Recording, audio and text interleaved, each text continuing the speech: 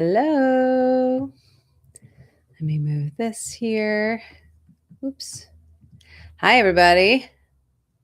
Wait, what am I doing? There I am. Okay, hi. Hi, everybody. I'm Jody Bentley. I'm an actor, producer, CEO of Actor Insider and the Actor's Office, and I go live on the first Friday of every month to answer any all questions that you have about your acting career, the acting business, what is going on for you. Hey, Katie, how are you? All right, I think so. I know my YouTube is working. I see Susan here on Instagram. It's always Facebook is always the problem child. Why? Let me just make sure that I'm on the Facebook, and then we will get going. But if you're just tuning in, let me know. Say hi. Say hi. Let me know that you're here, that you're watching. And we will get started here in a minute. Okay, great. I am live there. It's just like the comments don't always come through. Give me one sec. Nope. I didn't want that. I want to do this. Okay. Wait. What am I doing? There we go. Now I should see comments. Okay. Hi, everybody. Katie says she's doing good, about to head off speech therapy. Amazing. That's amazing, Katie. I love that you're finally getting the help I need. That's awesome. Would love to hear more about that. So hi, everybody. It's Friday. Hi, Susan. Hi, Fadal. I'm feeling a little like, this week has been crazy. But I don't want to talk about me. I want to talk about you. Because it's May 1st. Like, I can't. Like, I just can't. How is it May 1st? I honestly don't know where this year has gone. All right, for those of you just tuning on in, I just want to say, hey, I'm Jody Bentley. I'm an actor, producer with a frog in my throat, and CEO of Actor Insider and the Actor's Office. Excuse me. And I go live on the first Friday of every month to answer any questions that you have about what's personally going on in your acting career, what is going on in the industry. And let's start there. I'll start us off, but I really want to hear from you and answer any questions that you do have. I think as the year has gone on, it's just a weird time, right? It's a weird time in our industry. And if we're honest, it's been a weird time since 2020, right? But it's been really interesting seeing the ebbs and flows and the shifts and changes, if you will, in our industry. And my husband is a production accountant, and we were at a going away party for one of his friends this week. And so it was all line producers, production accountants, people working on that side of the table. Hi, Dave. And they were all just talking about the state of the industry, and even for them, how slow it is and how people have been out of work. Disney just laid off another 1,000 people. Like we haven't seen the end of the changes is basically what I'm saying. Right. And I know that can feel disheartening. First quarter of the year, you guys, I had a ton of auditions. I went to producers for multiple projects. I was auditioning for leads in like $9 million feature films. It was amazing. This April, I've had like 2 auditions. 2. So there is still this ebb and flow and push and pull. And that, it's just an interesting time. And I know that during this time, it's easy to feel, I have a hair and I can't get rid of it. Sorry. I got it. I know that during this time, it's easy to feel disheartened, right? It's easy to feel like, why bother? I had a client asked me that yesterday. She's a member of my actors think tank. And she's like, well, I know I need to get some new footage. And she wanted to shoot some reels. And she's like, but is it even now the time? Should I even bother? And we had a whole dialogue about that. And, I wanted to bring some of that in here today. And obviously I want to answer your questions, but I just want you to know that if you're feeling tightness around the industry, if you're feeling any weirdness around the industry, you have a right to, right? Because things are weird and tight and different. But the question is, what are we going to do about it? Right. And it always goes back to what you can control. What can you control? I'm producing a feature film that I wrote, and we are in development now. And a lot of you know that the script was selected by SAG-AFTRA New England and the Massachusetts Production Coalition, because I'm shooting in Massachusetts, to do a reading of it. So on June 5th, we're doing a reading. So SAG-AFTRA New England put out auditions. We got all the tapes in. We just watched them all. And we're putting out offers now for the reading. And it was such a reminder watching all of these tapes, and everybody's good. Do you know what I mean? Like, everybody's good. And then you hit that one person that they go, and you go, oh, that's who this character is.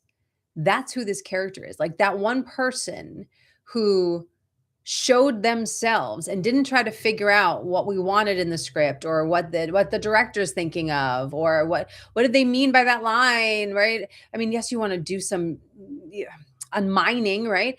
But at the end of the day, you got to make that script yours. And it was so fascinating watching all these tapes again, and watching all these people audition for this one role, and then all these people audition for this other role, and just seeing the different, I don't even want to say different interpretations. I want to say most people doing it the same way, right? But seeing everyone's essence come through, and their vibe come through, and their brand come through, which is what I've been teaching people for years. It was just so fascinating to go, oh no, but that's the one. And it doesn't mean that those other actors were bad. It just means that that person fit this vision of this character that I wrote. Or that when you're auditioning, like getting called in for, going to producers for a project, I didn't get it. I can't go, oh, I'm a bad actor. Oh, I could have done something different. No, I got to producers. I did my job, and they decided that I wasn't the best one to fulfill their vision. That's all.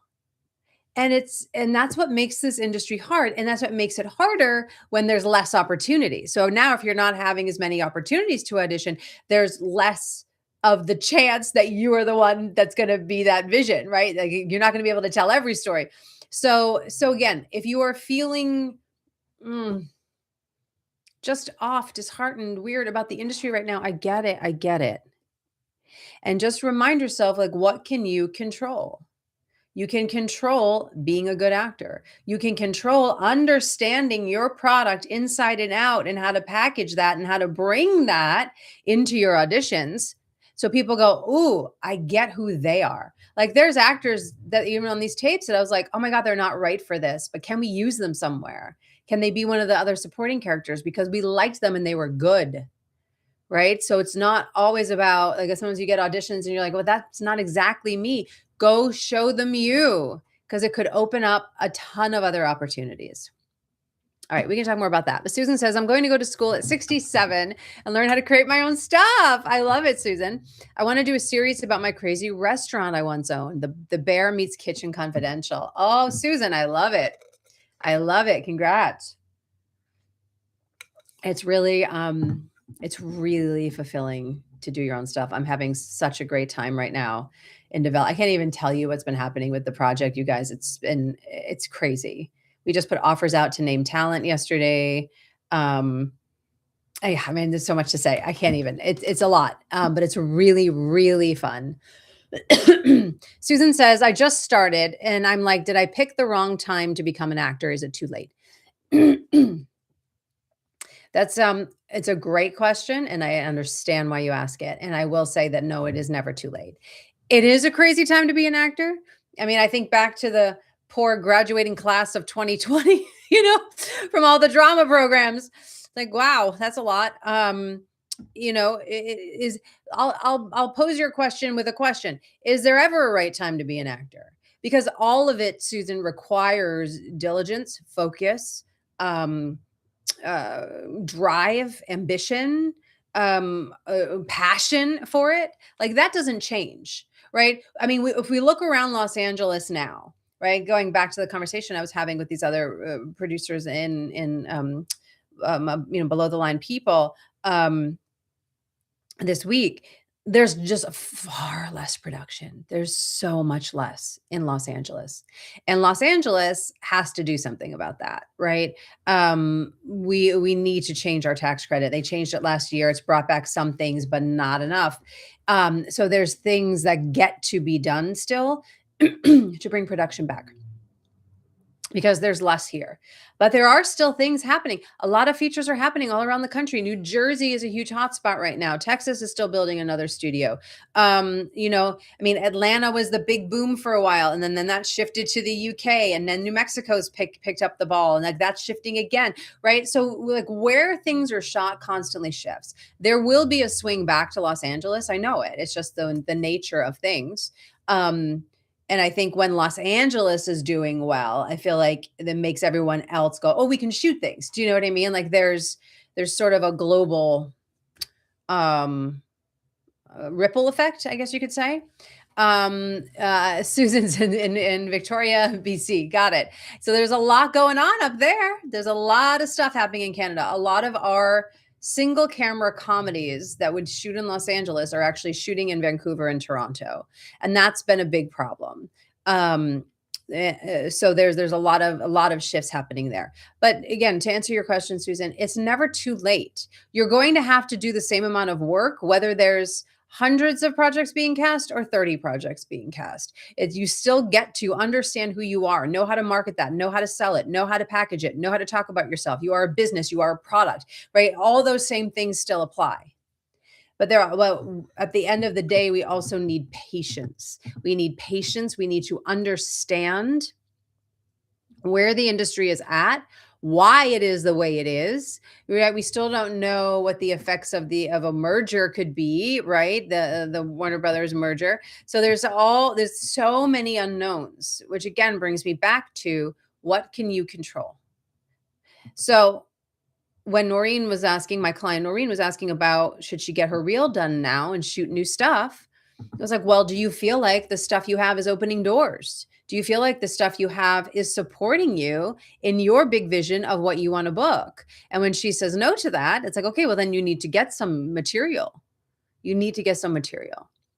And, again, I think a lot of actors right now have pivoted, have shifted careers, have thought about things in a different way. And I think it is the time to question. Why not? Question things. But this is what I said to my think tank community yesterday. I've been doing this for so long, I'm not stopping now. And other people want to leave, I'll be the last one standing. Do you know what I mean? So if you want to do this, Susan, there's going to be other people 67 years old that are like, I don't want to do this anymore. And then you'll be there to fill in, right? It's just the power of consistency and showing up and perseverance. And we just need a lot of that right now. And that's okay. That's okay. All right. Let me know if I answered that. Let me go down here to Emmanuel. Hi, Emmanuel. He says, question for you, Jody. Do you think that actors at times unintentionally make things harder for themselves to break into the industry, despite the motive to make things easier for themselves? So for those of you who don't know, I just saw you posted on Instagram too. I was getting to YouTube. I was getting there. What is this thing in my throat today? That is a great question. And for those of you who don't know, Emmanuel, he shows up to every Q&A and asks very deep, lovely questions. So basically you're asking me, do I think actors self-sabotage? Yes. 1,000 times yes. A lot of the times, yes. It's that old thing of like, ooh, I want it, but what if I get it? It's too scary, so I'm going to do something. Like, I've worked with actors, and I've done this myself earlier on in my career, where you'll get an email from this person that you wanted to connect with, a producer, a director, and you go, oh my God, they emailed me back, and then you don't know what to say. So they go, I want to get the words right, so I'm not going to respond yet. And then a week goes by and you didn't respond, and now you feel shitty that you didn't respond a week later. So now you're in self-sabotage spiral mode. Then you don't respond. Then it's like a month later, you're like, oh my God, I've screwed up this opportunity. I'm not even going to respond. I can't tell you how many times I've heard that story. And that's just one of the ways, right, that can happen. So yes, I think actors do unintentionally make things harder for themselves by self-sabotaging, by allowing their limiting beliefs to rule the roost and control their journey, as opposed to understanding their own limiting beliefs, excuses, how they think, how they function, what gets in their way, and really doing that deep work. I don't think a lot of people do that. And, and I can see it when actors come to me, they start working with me, whether that's in my mastermind group or in the Actors Think Tank.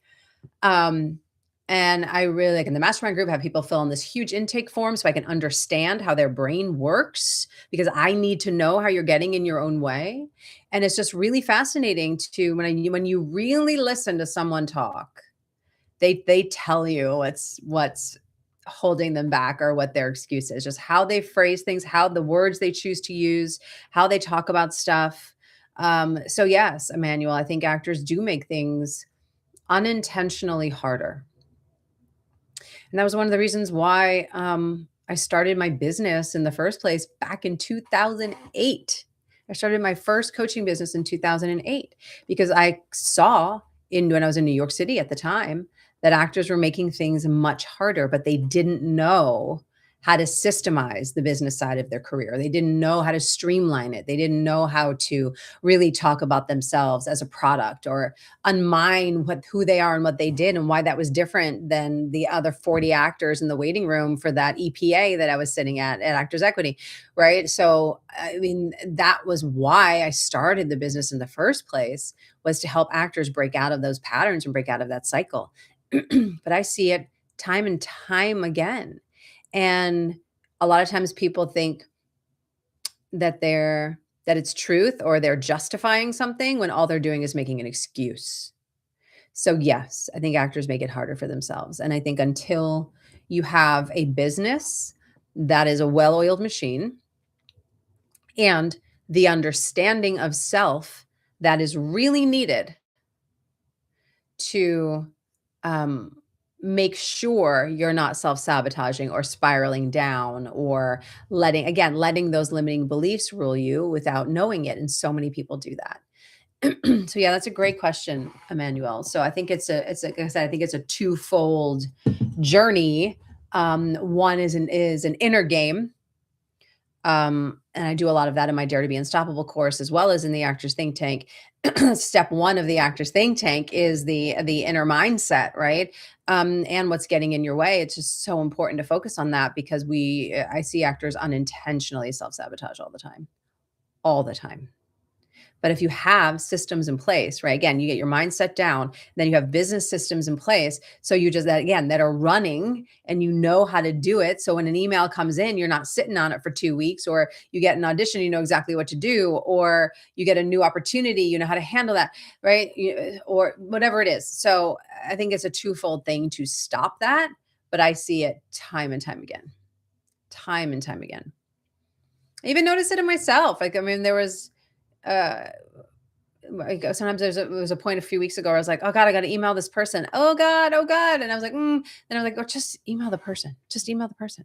And I did. And now we've been in multiple conversations, right? But there's a point where I was like, I'll do it tomorrow. I'll do it tomorrow. And I kept seeing it roll over on my to-do list. And I was like, what are you doing? Just send the damn email. You know what I mean? Okay. Let me go here to Facebook. Let's see. Gina says, I know lots of folks in Hollywood. How did you get my name? I don't know, Gina, you're in my Facebook group. And that's great that you know a lot of folks. I love it. Let me know if there's a question or something in there. I would be happy to answer that for you. Okay. Let's see. Susan, when do you know it's time to put yourself on IMDb? I have a credit. Now's the time to put yourself on IMDb. If you have a credit, get on IMDb. That credit would already be on IMDb, Susan. So that just means you need to take ownership of your IMDb profile.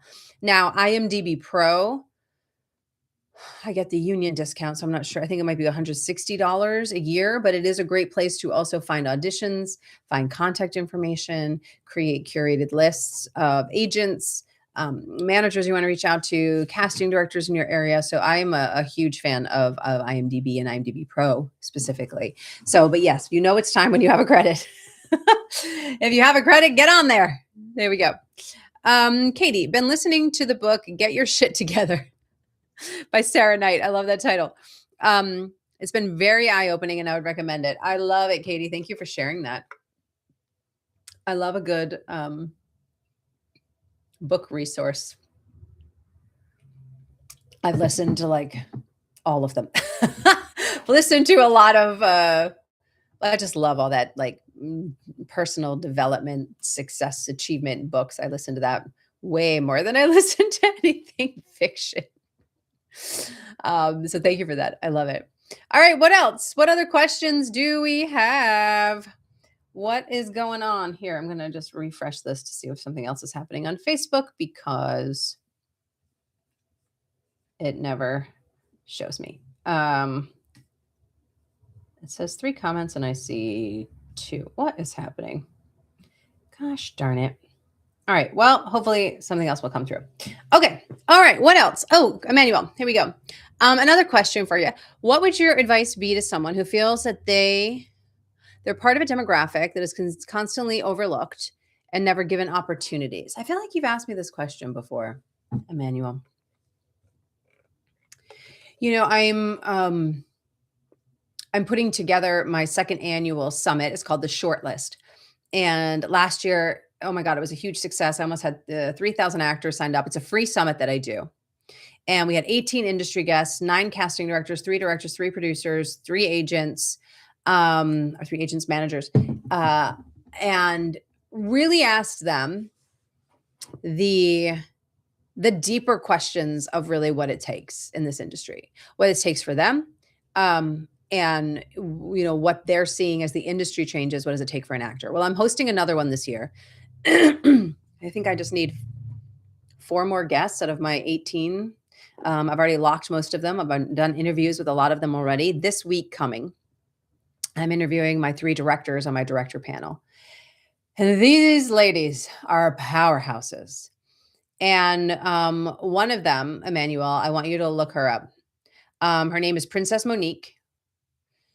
She's an incredible woman. She wrote a whole book about her journey. And a big thing of what I know she's going to talk about, because a big thing of her journey is she didn't grow up in a place to be given opportunities. She was in a demographic that is for female directors is completely looked over. Black female directors never get not, I don't want to say never get their chance. It's harder for them, right? Historically. And she's created a huge career for herself. She's directed on multiple TV shows, Blackish, multiple things. You can go look her up on IMDb, but I'm so excited to have a conversation with her because of this reason, right? Because she didn't go, oh, I'm a Black woman trying to be a director. It's too hard. She was like, no, I'm going to do this in spite of everything and no matter what. So even though she felt overlooked, she created her own opportunities. And I think that's the biggest thing for anybody, right? Is how can you create your own opportunities? So again, I don't know what it's like to be part of her demographic, of your demographic, Emmanuel. And I know historically, it's been underserved and overlooked 1,000%. I was just even reading a statistic about the Latino community is one of the biggest communities to go to the movies. They actually make up one of the majority of going to the movies, but they're the least represented on screen. And I was like, it's just awful, just awful. Oh, did my video end? I think my video ended. Hold on 1 second, Emmanuel. I think my video ended on Facebook. Oh my goodness. I don't think I can troubleshoot anything. Maybe we're still going? Nope, it stopped after 20 minutes. Okay, well, there we go. Here we are. We're still on YouTube. We're still on Instagram. I forgot to say that at the very beginning. I'm here live on YouTube at Actor Insider and Instagram at Actor Insider. And for some reason, the video on Facebook stopped itself. So here we are. So Emmanuel, I don't know if that answered your question. I want you to know that I see you and I hear you. And it is about not taking no for an answer, creating your own opportunities, aligning with people who want to serve underrepresented communities, finding those directors who want to do that. With Cinemation Studios, right? Look, find companies that their priority is serving underrepresented voices, and find those opportunities for yourself. I really do believe that there's a place for everybody in this industry if you want it. You just got to find it or create it and not take no for an answer with it. So I don't know if that fully answered, Emmanuel. Please ask another question. But it's definitely a big topic that gets to be addressed and discussed. And yeah, I'm really excited to interview these ladies next week because all of them. One of the other directors is from Jakarta, Indonesia, and is now one of the biggest vertical directors here in Los Angeles. So yeah, it's carving your own path, and I know that saying those words are much easier than doing the action thereof. But I think the biggest thing is believing in yourself. Is believing in yourself. Yeah. Manuel says, I personally don't feel overlooked. I'm at a stage where I get many opportunities. I love it. But I know others who feel overlooked. Of course, Emmanuel. Thank you for the clarification. It's just a good question in general, you know? So yeah, thank you for bringing that conversation. All right. Dave says, hi, Jody. What is the latest scoop on self-tape background colors? Lighting. Is a physical diffuser important or is an electric light setup enough? Almost didn't sip that right. I mean, look, so, I mean, I've interviewed 4 or 5 casting directors already of the 9 I have confirmed. And even when I interviewed people last year, the consensus is they don't give a shit about your background color. Do they have preferences? Yeah. But you get to make sure that you pop, Dave. So look at your self tapes. Are you popping? Are you popping off from the background? Are you blending into the background? If you're blending into the background, you need some kind of backlight, right? I mean, I have my 2 LED lights and I have a third LED backlight. You could use a diffuser light if you wanted to do that. But I think it's finding the colors that make you pop. I personally don't love that chroma blue. I don't think many people look good on it. I don't really like it. Um, you know what I mean? Like that really royal chroma blue. I don't love that. Um, but I think it's finding what color is going to make you pop. Is it a dark gray? Is it a light gray? Is it a light blue? Is it a richer blue? Is it a blue gray? Right? I think anything in that family works. Um, I know a lot of people are doing those textured backgrounds now. I don't particularly like them, but I've seen tapes and I go, well, it looks good, so that could be a thing. But I have not heard any casting director say ever that the background made them not cast you. But you have to make the background not be the focus. And that's why those chroma blue things I think are too bright on most people and don't make me focus on their face and their eyes. That's why I think it's so important to have a color that, again, allows you to shine and allows you to pop. And in terms of the lighting, I mean, we want to see you. The whole look, the beauty of the self-tape is that's how they're gonna film you in this box, right? This not Instagram or this way, but like a 16:9 ratio, they're going to um film you in that box. So now I'm in a self-tape and I'm showing them what I look like in that box. So I want good lighting on my face. I want, a backlight so it makes me feel like I'm in an environment. I want to make it feel as cinematic as I can in my self-tape parameter, right? I'm not going to go set up a scene in my car or set up a scene at my vanity table if I have to put on makeup. Like I'm not going to go do that, I'm going to do my self-tape setup. And I know there are some casting directors out there who are saying use your environment and all that kind of stuff. I don't have time for that. I have my self-tapes. I know where my lights go. I know that it works. But I also know it's going to give them what they need. The framing is so important. I still look at tapes, and even the tapes I just looked at, a bunch of them, and most people's framing was way off, way off. I kind of want to go to Boston and teach a class. They were too close or too far away. Not many people had it exactly right. And if your framing is off, it doesn't allow us to fully see you.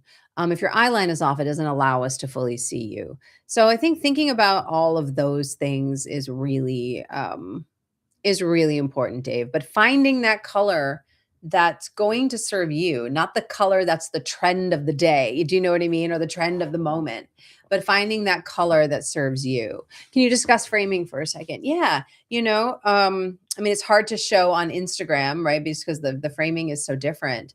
Um, but when it's usually from like, you know, to here. Like I only have like an inch above my head. So I'm taking up the whole space. Now, a lot of people will go here, this is too close, right? If I'm here, I can lean in for a moment and have it be closer, right? But it's usually from like mid chest to like an inch above your head. And for me, that's the perfect framing. Now, that's a perfect framing for anything that's not comedy or commercials. Now, if it's comedy or commercials, if I'm auditioning for a multicam, I'm going to go maybe waist to above my head, right? Because they want to see how your body moves. Multicams, the cameras are pulled back much further. But if you watch any indie film or studio film, they're pretty close and they go real close on the close ups, right? But a lot of TV, comedy, multicam, even single cams, they're pulling back a little bit more. So if I'm doing a commercial, I'm going to show more of my body. If I'm doing something, a film or television that's more drama or even dramedy, I'm usually going to do that framing. For me, I typically put myself slightly left or slightly right of center. So I'm not just dead center in my frame. If you watch movies and television, no one is really ever dead center. They're usually left or right of center. So again, just that little bit makes it feel a little bit more cinematic. And then again, think having that backlight to pop me off the background also feels a little bit more cinematic as well. So that's what I mean by framing, Dave. So let me know if you have a follow-up question to that. All right, let me go back because I see Emmanuel had something on YouTube. Let me see, Susan. Are people, yeah, here people are really changing up their self tapes, like making it like they are already in the scene. Is that good or bad? AI backgrounds, etc. Oh wow. Um, I wouldn't say it's good or bad. Again, I've heard in the States, in Los Angeles and New York, I've heard people say, yeah, if it's a scene, and you're supposed to be sitting on the edge of the bed crying, well, go in your bedroom and sit on the edge of your bed and do that. Or I remember a casting director told a story once about there was a scene in a shower and a woman did shoot it in her shower. Not that she was naked or anything. But she kind of peeked around the shower curtain and did the whole scene that way because that was how it was supposed to be done, as opposed to in a self-tape space. And so things like that, if it's helping you be a better actor and not worry about the action of the scene, then do it. I've done a scene where, oh God, what was it? It was something with like a shooter in the building, and I was hiding in the bathroom on the floor calling someone crying. So I sat on the floor in my self-tape space. Do you know what I mean? So I sat on the floor and did it. And I actually held the camera for that one because the scene was supposed to be like a FaceTime call anyway. So I made it like that. So like, we can be creative. Like, look, I think we get to be creative, but I think a lot of times actors are getting resentful about that. They're going, oh, now I need to be my own gaffer and cinematographer and all the things, right? If it helps you, do it. If it doesn't help you, don't do it. Now, in terms of AI backgrounds in my self-tape, I'm not going to do that. That seems like a waste of time for me. I'd be curious to see what casting thinks. Be curious to see what casting directors think in Canada about that. Sometimes that can be distracting, right? Sometimes they just want like if everyone else is doing a self tape and with a normal background, say, and I'm watching them, and all of a sudden there's an AI background. I guarantee you, I'm paying more attention to that background than that actor. Now that's my opinion, right? Again, everything I say is my opinion. I'd be really curious to have that conversation with people. But I think actors sometimes try to think of ways to stand out as opposed to having a really solid setup that works and really taking ownership of who they are and focusing on bringing them to each character in each role. You don't need all the fancy bells and whistles. You know, There are still casting directors who say, don't use any props. It's like, okay, well, in a scene, if she's drinking a cup of tea and has that in her hand the whole time, and that's part of the scene because they're in a coffee shop, it makes me feel more natural and normal to hold my cup of tea and take a sip.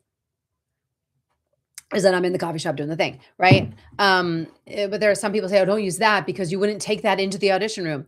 No, but I'm not in the audition room anymore. You know what I mean? So I think whatever you can do to make it feel real for you is what gets to happen. Having an AI background doesn't make it real for me because what's real for me is I'm still in my office. Do you know what I mean? So that's not helping me. You're thinking that's helping them, but it could also have the reverse effect. So I wouldn't do that. But I think changing up backgrounds. If you're like, if there is a scene in a car, and it makes sense to do it in your car, go do it in your car. If that excites you, I think we got to remember that acting is supposed to be joyful. It's supposed to be fun. We're supposed to love it. Um, it's supposed to be something we love to do. And if you get a script and you go, ooh, I want to go shoot this by my pool, or oh God, I really want to do this in the kitchen, then do it because that excitement and that passion is going to shine through. But if you're like, oh, I guess I should do this here, that's going to shine through too. All right, let me know if you have any follow-up questions to that.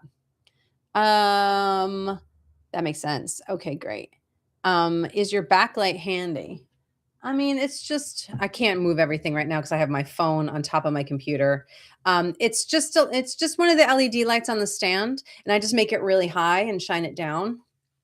So that's all I do. I have other people I know that put a smaller light on the floor, so it comes like as a backlight on the floor. I don't necessarily uh, I mean, I have a lot of depth, but with the width of my shade that I used and that I pulled down from my backdrop, I don't have a lot of space for the backlight or else it gets too hot. So I have a backlight on the side. I'll say that. I put one on the side. That's my backlight. Um, so yeah, I mean, it's right over there. But I'm all set up here, so I can't really move anything. But yeah, it's just an LED light. It's just an LED light. But again, like I said, I've seen other people have a floor light, have a top light. If you have something on your ceiling, you can clip something onto. I was looking at that at one point, but now I'm doing the side light because it makes more sense for my setup. Awesome. Okay, let's see. Emmanuel, another question. What's your advice on how to manage fame after getting your big break as an actor? That itself is a different animal compared to the journey of the audition process. Yeah, and yeah, it's a totally different animal, right? It's amazing how many phases and incarnations of our business. Let me close that out. There are. Um, my advice to manage fame would be purely from based on what I see, not my own experience, right? Because I don't have paparazzi knocking down my door yet. So it wouldn't be from my own experience, but let me think about this for a sec. Um, I don't know, when I hear or when I watch interviews with actors, um, and a lot of people talk about that, right? How fame changes things, or this show opened up everything for them, and now they get opportunities. And I don't know. The big thing I just want to say is uh, humble, like staying humble within all that. Um, because what a gift! What a gift! I was just talking about this we just interviewed a first AD for my film, and so there was like 6 of us on this call interviewing this woman, and then my director was, asking her some questions because they were gonna work really close together, and he was just like, at the end of the day, like, what a gift that we get to make a movie. Like, we're doing what we wanna do. We're doing what this woman was saying she knew she wanted to work in film since she was 6 years old, and, like, how great that you get to act, and how great that something was your big break that opened that up, and to not let those things go to your head and why you started. Remembering why you started and being humble within that and knowing all of the people that supported you along that journey, because my God, I wouldn't be here today if it wasn't for all the people that I've met in my life who've supported me along this journey. And I bet every single one of us can say the same thing. So yeah, I think my thoughts on managing fame would be to stay humble, stay true to your why, stay true to your vision. Um, and I can only imagine what it's like to be, I mean, we're talking about like A-list, right? Like being bombarded by paparazzi all the time. So I think also within that would be maintaining your, I would say, maintaining your circle, your circle of friends, your circle of trust, right? Of yeah, of finding those times to really connect to what matters most, and that not everything is the career. um and that's how I live stuff now too, right? I think that's how we all get to look at things. But yeah, it's a really interesting question, Emmanuel. And none of us will really know until we get there of how um that will feel, you know? But I know for me, like, I've thought about it. And I really feel like just staying me, staying true, staying humble, um, and staying true to what I want, I think is really important. Yeah. Yeah. All right, Dave, what roles, actor, director, are you taking in personally for your film? Any challenges? Oh, great question, Dave. Thank you. I'm writing, producing, and acting. So I have a co-writer, so we both wrote the script. I have another producer. I am lead producer on the project, but when I'm acting, once we get on set, my character's probably shooting every day, so I will be still producer, but not on set producer, while I act. So we're sort of setting that up to protect me when we're on set. So yeah, I'm a writer, producer, actor. Yeah. And producing is a lot. It's almost like a full-time job. I feel like I have like 3 full-time jobs right now. It's a lot. Um, but I love it. But I love it. Yeah, it's been really, really, really great. Thank you for asking. Okay. Let's see. Let's see. The Game of Cryptos. Hello. Hello on YouTube. Thoughts on getting an agent without a demo reel? Is a solid self tape great when getting started? Yes. So I would have more than just one self tape, right? I think everyone's like, oh, I need a reel to get an agent. I need a reel to get an agent. No, you don't. You need to know who you are, know where you fit, and have tools to back it up. And I don't care if those tools are self tapes, but I want to have at least 3 solid self tapes where they go, oh, I get who this guy is. I understand who they are. He knows who he is. I know how to sell him. You got to remember, agents are salespeople, right? They're salespeople. And if you're presenting a product to them that is unclear, they don't know how to sell it. They're not going to take the time to figure out how to sell it. So it's up to you to come to them with a very clear product. And you don't need, a demo reel right away. I didn't have a demo reel when I got started. Most people don't have a demo reel when they get started, but now at least we have these self tapes are great ancillary pitching tools. I still even have some self tapes on my Actors Access that my manager uses to pitch, because I don't have something like it on my current reel. So no, you don't need a demo reel, but you get to really understand your brand, how to package that brand, and how those self tapes can sell that brand. And you need those headshots. They're going to look at your headshot first and foremost. And nowadays, it's not about having a good headshot. You need a great headshot. And you need one that really screams of your essence and who you are. So when people look at it, they go, I get it. I get who they are. And not just, oh, I get that they're a mom or a professional or this or that. Not that you fit into a category, but they understand your essence. That's what's most important. That is what I help people do in the Actors Think Tank and my coaching, and all of that is really helping you discover your brand and how to package that, build all of your tools and marketing tools so that way the industry gets it like that. Yeah, I don't know if I had told you all. I finished my book, on branding that I wrote, and my publisher is reading it now. And I'll have to do an edit this month on it. But my whole book on branding will be coming out in the fall, and I'm really, really excited. So, yeah, so I just wanted to let you all know that that's moving forward, and it felt so good to finish. It felt so good to finish writing it. I've been wanting to get this book out for years, and never was a priority. And this year it was. So, thank you, Ramona. Thank you. Okay, let's see. Emmanuel, when I'm talking about managing fame, I'm specifically talking Talking about fan interactions, acknowledging they are your supporters, yet getting them to respect your boundaries. There's this thin line. Sure. Well, I can speak to that because as a coach, um, and now as a producer, even, I'm bombarded with emails. I'm bombarded with questions. I'm bombarded with people wanting free advice. I am bombarded with people wanting to audition for my film. I am bombarded with lots of emails. I do respond to every single one, not within 48 hours because there's too many. Um, but I do respond to them and honor my boundaries.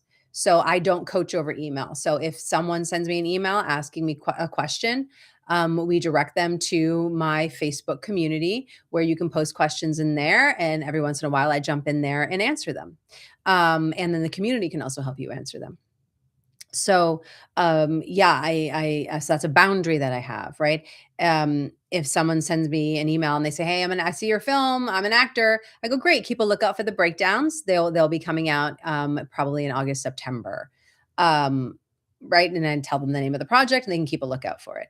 So, so I want to answer. I want to be respectful, but I want to have my boundaries, and I think that is, exactly what you said, Emmanuel, is exactly what to do, right? I think it's important to acknowledge people who reach out to you. One of my biggest things in life is that everyone gets to be seen and heard. Like if you, DM me, my DMs I probably have over 100 DMs from a Facebook post I recently did. So I'm going to get to it. I'm going to get to it this weekend. Fingers crossed. I will answer you eventually. Um, but yeah, you have to do it with boundaries, or else you're living for everybody else and you're constantly being reactive. And that constantly being reactive in your life is a tough place to be. You got to be proactive, not reactive. So yes, boundaries all around. No matter if there's fame or not, boundaries all around is really important. We teach people how to treat us, and I think it's important to have those in place for sure, for sure. Dave says branding in general for actors. It is a branding book for actors. We're still working on the title. The working title is "Branding Isn't a Box; It's Your Breakthrough." But yeah, we're still working on the title. But yes, it's going to be in every English speaking country, and it's going to be in every university bookstore. So I'm very excited about that. All right, let's see. Game of Cryptos. Do agents or managers care if you have featured background roles in major films or TV shows? Does it help get signed? Congrats on the book. Thank you. That's two things. Do they care? They care that you've been on set. They care that you understand how a set works. I have a lot of clients who've gone from like background to principal, and everyone gets in their head about how to make that transition. And again, we teach people how to treat us. You know what I mean? Is how are you positioning yourself? Are you positioning yourself as a background actor, or are you positioning yourself as a principal actor? Now, if you don't have a lot of credits right now, I think it's okay to have the featured background stuff on your resume and then have those self tapes to really show the actor that you are. But if you have other stuff, I would definitely start to weed those off your resume.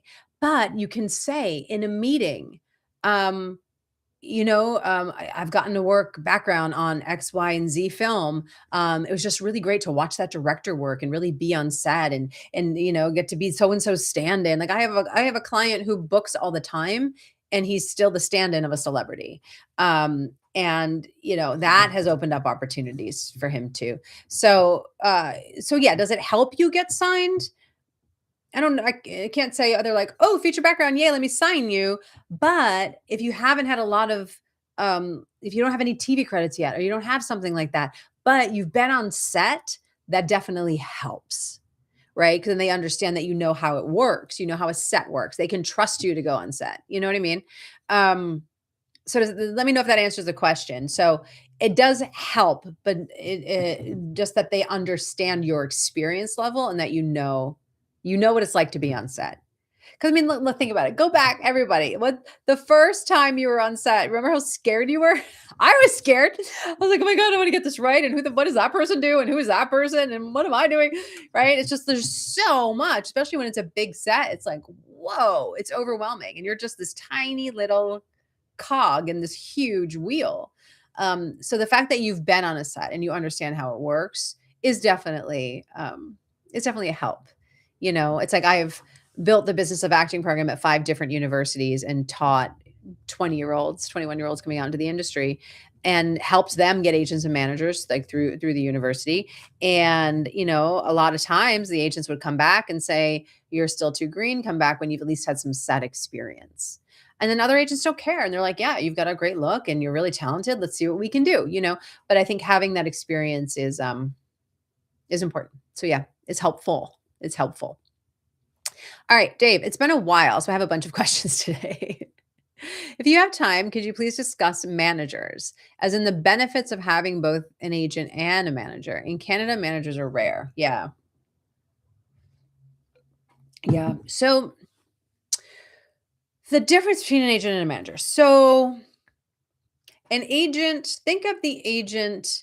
I was trying to think of an analogy real fast, if I can describe it differently than I normally do.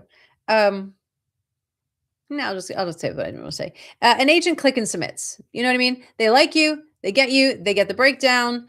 They go, great, Dave's right for this, Ramona's right for this. They're like, click submit, click submit, click submit. Right? Um, they're a fast salesperson. You know what I mean? Again, those breakdowns come through. They go, oh, my 3 clients fit this role. I'm going to submit these 3, whatever it is. Now, a manager, their roster is usually smaller, right? An agent typically could have between like 125, 200's a lot, but that could be in there. But usually a sweet spot is like 125 clients, 150 even feels pushing it sometimes. Because more than that, it's like, how do you know? How do you remember everybody? You know?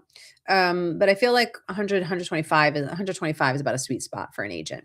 Now, a manager, they could have anyone over 40, too much.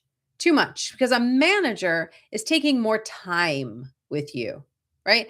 I've probably met my agent or seen her face like twice, and I've been with them a long time, maybe more than twice. Like Christmas parties, I'm thinking about, a couple things. But we never get on a Zoom and talk about my career trajectory. It's not what we do. She knows what I do. She has relationships with casting. She clicks and submits me and gets me auditions. Now, my manager. So a manager, you want them to have 30 people. I mean, big managers will have like 10, but those 10 people are making them a lot of money, right? So a manager might have 30, maybe 40, above that, too much. And they're more of your career partner.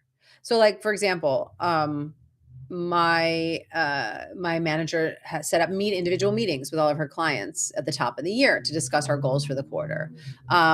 She just was in town because she splits her time between LA and Texas, and she was just in town and she took all of her clients out to breakfast and we had like a decompress about the first quarter. So like she's more hands-on. She's like, oh, whatever's going on with your film, let me know. I can put it on social. I can share things, right? She's like, what are you looking for? I can see what's in my network. Like we're more working together, right? A manager is looking at the totality of your career. Where an agent, I have an agent for commercials. I have an agent for voiceover. I have an agent for theatrical, right? So you have your agents who are submitting you specifically for certain areas, where your manager is managing the whole thing. Now, my manager also submits. So I get auditions through my manager and auditions through my agent. And what you start to learn over the years is that certain managers will have relationships with these casting directors, and then other agents will have relationships over here. So there's times I'll get bigger auditions through my manager, and then I'll get bigger auditions through my agent just because of the relationships that they have. So I find in Los Angeles, especially, it's helpful to have an agent and a manager. When I lived in New York City, I only had agents. Granted, I was doing a lot more theater. I was doing theater and commercials. I had just started dabbling in TV before moving out to Los Angeles. but my agents were getting me the auditions that I needed. So I never had a manager there. There are less management companies in New York than there are in Los Angeles. So now you're talking about Canada. So if there aren't a lot of managers in Canada, it makes me believe that the market doesn't need it. It's like in Atlanta, there's not a lot of managers. Most people just have an Atlanta agent, right? There's not an Atlanta manager. But like I have an agent in Atlanta, but my manager manages everything for me, right? In terms of commission split, that's a great question. Even when I brought my Atlanta agent on the team, I was like, well, how does this work? If I'm booked something in LA, how does that work for you? And she's like, no, only things you book through me, I get the money. Whatever you book elsewhere, they get the money. So if I book something in LA, my LA theatrical agent gets it. If I book something out of Atlanta, she gets it. My manager gets it all, right? She gets a percentage of everything because she's my teammate. She's my player, right? We're working side by side. So I pay my manager 10%. That's how their office worked, that if you already had agents on your team, you only had to pay them 10%. If you didn't have an agent, you paid them 15 because they were going to be doing more work, essentially. You know what I mean? I mean, she's doing the same amount of work, but it was just a company philosophy. So I have clients whose managers charge them 15%. I have non-union clients whose managers charge them 20 on non-union projects. So everything is different. But so anything I make, I'm paying 20% off the top to my agent and then to my manager. Does that make sense, Dave? But because there are so many agents in Los Angeles and there's so many casting directors, for me, especially when I moved here, it made sense to have both a manager and an agent because the market is so big. It's so big. Like the UK, they don't have managers there really. It's just agents, so every market is different. Now, if you were going to expand to Los Angeles, say, I might first look for a manager in LA to work with your Canadian agent. And then managers will also connect you to agents. That's part of what they do, as part of their job. So if you were looking to expand, Dave, to LA, to New York, I would look for a manager in those markets first for you. Let me know if that makes sense. All right. Game of Crypto says that helps. Been on a couple big sets, non-speaking roles, but working on getting to that level. Definitely. But even being on those sets, it's a great experience. My husband did a ton of background work when he first moved out to Los Angeles. He was in like Pirates of the Caribbean, all the Austin Powers movies. Like he got to work with big people. He was like Tom Cruise's stand-in for something and got to like be like almost face to face with Steven Spielberg. Do you know what I mean? Like you learn a lot of shit that way, a lot of shit. So yeah, I just want to say don't, I can't think of a better word except don't poo-poo that experience. Talk about that experience as how you have a foundation and a language and an understanding, and now you're working to the next level. Yeah. Awesome. All right, team, we're here wrapping up at this hour. Unless someone has one final question. Really, really great conversation today. We kind of went all over the map. So I really appreciate you showing up, asking questions, staying curious. It goes back to, I think, Emmanuel's question about fame. I think no matter what is happening, whether it's fame or whether you and one other person and you didn't get the job, or you haven't had an audition in a month, or you've had 10. I think it's about staying curious and staying open, staying present, and staying in the belief that this career is yours, that it is yours. Yeah. Kelly says, only just realized this was live. Yes, Kelly, you can watch it back. I'm going to be wrapping up here and then posting it on my Instagram. So it should be up shortly. It'll be up shortly. All right, everyone. Thank you so much for tuning in today. Again, I'm Jody Bentley. You can check out my website, actor-insider.com. I have a lot of free resources on there for you. You can, if you're on YouTube, go follow me on Instagram at Actor Insider. If you're on Instagram, Go follow me on YouTube at Actor Insider. I have like 300 videos, 400 videos there for you to watch as well. So, and if you have any questions, feel free to DM me. As I said, I look at all the DMs. All right. I will see you all later. Have a great weekend, and I'll see you next month. Bye. Bye, Instagram. Bye. Oops. Let's see. How do I look at YouTube? End stream. Okay. Bye, YouTube.